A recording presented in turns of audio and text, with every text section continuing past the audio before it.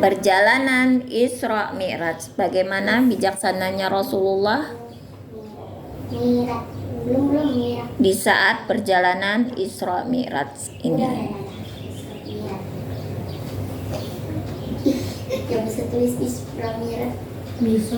Pada tahun ke-10 kenabian di Mekah, pada suatu malam Rasulullah diberangkatkan dalam sebuah perjalanan penuh berkah dengan diiringi, siapa yang mengiringi? Malaikat Jibril. Rasulullah berangkat dari Masjidil Haram ayo Isra Mi'raj. Dari Masjidil Haram ke Masjidil Aqsa. Jadi Isra Mi'raj, ingatin Isra Mi'raj itu dari Masjidil Haram ke Masjidil Aqsa. Atas izin Allah, perjalanan jauh tersebut hanya ditempuh dalam waktu yang sangat singkat. Sesampainya di Masjidil Aqsa bersama Jibril, beliau masuk ke dalam masjid dan mengimami sholat di sana. Di dalam masjid telah hadir para nabi dan rasul sebelum Rasulullah. Setelah selesai sholat nih di masjid, beliau diberangkatkan ke, ada yang tahu kemana? Ayo ke langit ketujuh, ke langit Sidratul Muntaha. Jadi beliau diberangkatkan ke Sidratul Muntaha. Naik apa ya? Rasulullah ke langit naik apa? Mana ada pesawat? Belum ada pesawat saat itu.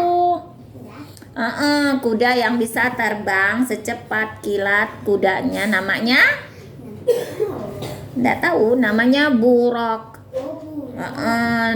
Namanya buraq. Jadi Rasulullah berangkat ke Sidratul Muntaha, dari Masjidil Aqsa ke Sidratul Muntaha. Itu perjalanan yang sangat cepat, hanya 1 malam saja, di waktu malam itu saja. Disinilah beliau mendapatkan apa di Sidratul Muntaha? Perintah apa? Ayo Isra Mi'raj, Rasulullah mendapatkan perintah sholat. Pada peristiwa itu Isra Mi'raj, Rasulullah mendapatkan perintah sholat dari Allah. Pada mulanya jumlah waktu sholat yang diperintahkan sangat banyak, yaitu sebanyak 50 kali. Namun dalam perjalanan pulang Rasulullah bertemu dengan Nabi Musa alaihissalam. Nabi Musa pun berkata kepada Rasulullah, "Wahai Muhammad, sesungguhnya umatmu tidak akan sanggup beribadah sebanyak itu. Kembalilah dan mintalah Allah untuk menguranginya." Lalu Rasulullah pun kembali menghadap Allah dan meminta keringanan waktu sholat kepada Allah. Itu terjadi beberapa kali. Beberapa kali nego, beberapa kali minta keringanan sama Allah, karena mungkin gak sih kita sholat 50 kali dalam sehari?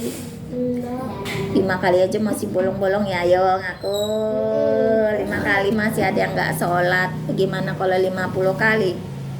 Nah, Rasulullah sangat sayang sama kita, makanya Rasulullah minta keringanan sama Allah. Lalu akhirnya ditetapkanlah jumlah waktu sholat menjadi 5 waktu. Jumlah tersebut jauh lebih ringan dari sebelumnya. Kabar ini pun dikabarkannya kepada para sahabat dan mengajarkan tata cara sholat.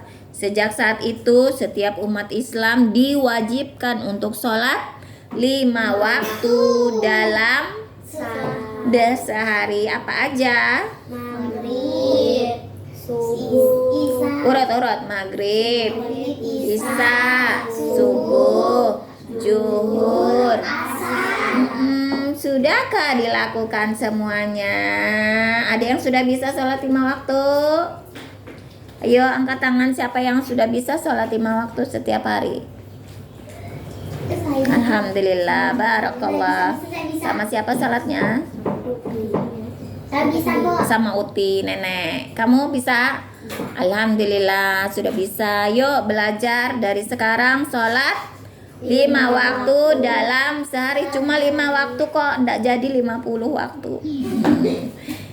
Alhamdulillah ya, berkat Rasulullah kita cuma diperintahkan sholat 5 waktu, bukan berapa? Bukan 50 kali. Itu sudah sangat ringan. Yuk, sudah sangat ringan. Yuk sama-sama kita perbaiki sholat kita. Yang masih belum bisa sholat 5 waktu, ayo mulai sekarang belajar sholat 5 waktu.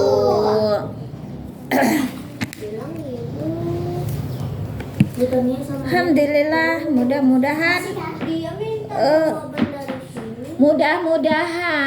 mudah-mudahan bisa diamalkan. Mestinya wajib. Nah ini kan Allah itu perintah sholat, bukan perintah ibu, tapi perintahnya Allah.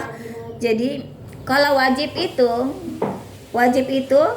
dilaksanakan berpahala, ada pahalanya. Kalau tidak dilaksanakan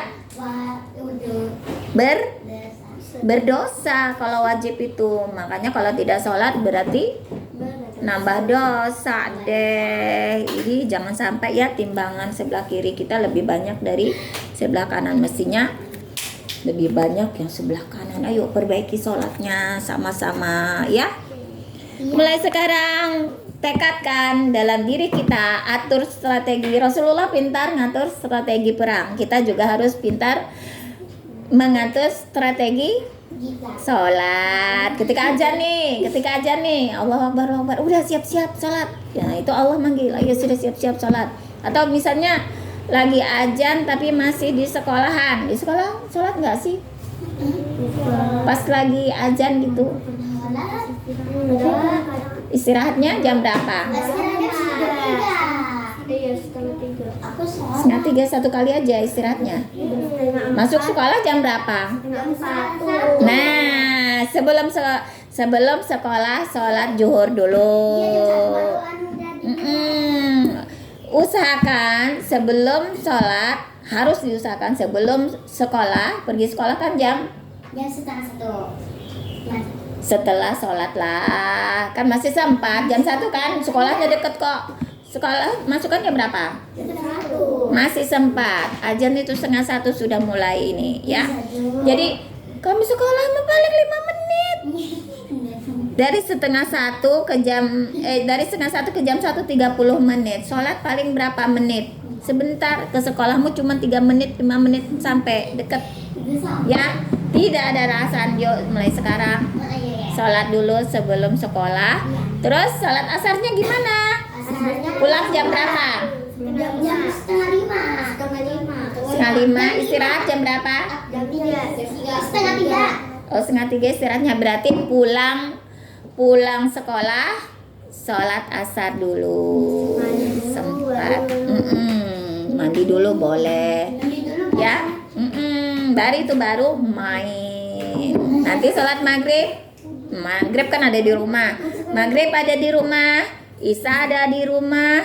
Terus kalau subuh minta bangunin. Pagi bangun jam berapa? Pagi bangun jam 5. Yang sudah sholat subuh jam berapa pagi bangun? Jam 7. Agak Jam 5. tidur jam berapa? Tidur jam 11. Saya tidur jam 12.